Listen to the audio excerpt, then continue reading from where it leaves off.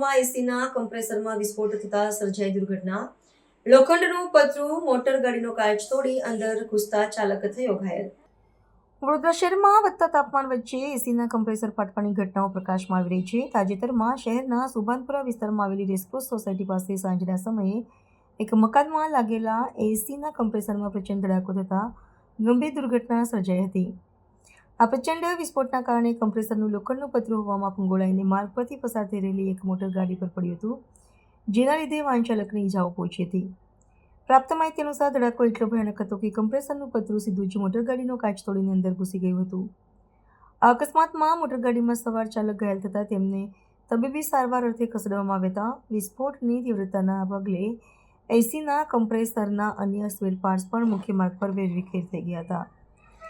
ઉનાળાની શરૂઆતમાં લાંબા સમયથી બંધ પડેલા એસી અને તેના કમ્પ્રેસરની યોગ્ય જાળવણીના અભાવે અચાનક ઉપયોગ શરૂ કરવાથી આવી જીવલેણ દુર્ઘટનાઓ સર્જવાનું જોખમ વધી જાય છે।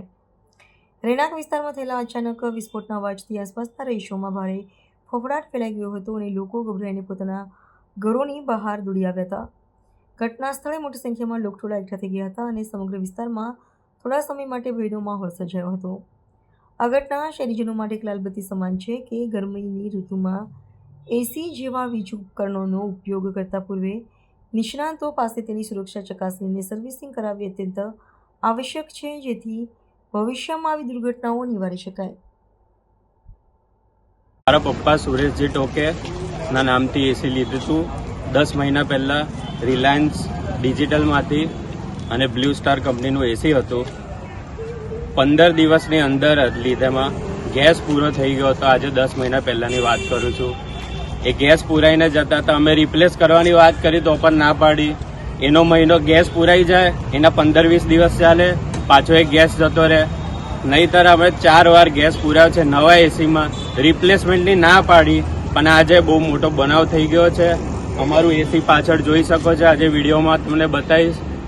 એટલો મોટો બ્લાસ્ટ થયો છે કે જીવલેણ બ્લાસ્ટ થતો હોય, અને પ્લસ આજે રાહદારી જે ગાડી જતી હતી એનો કાચ તૂટીને એ માણસને શોલ્ડર પર ઇન્જરી થઈ છે। એટલે મારી બસ એ જ દરખાસ્ત છે કે મને ન્યાય મળે, અને પ્લસ અમે જે એસી એ કરતા હતા રિપ્લેસમેન્ટની વાત કરી, પણ રિપ્લેસમેન્ટ નહીં થાય, બધું જ થતું હતું।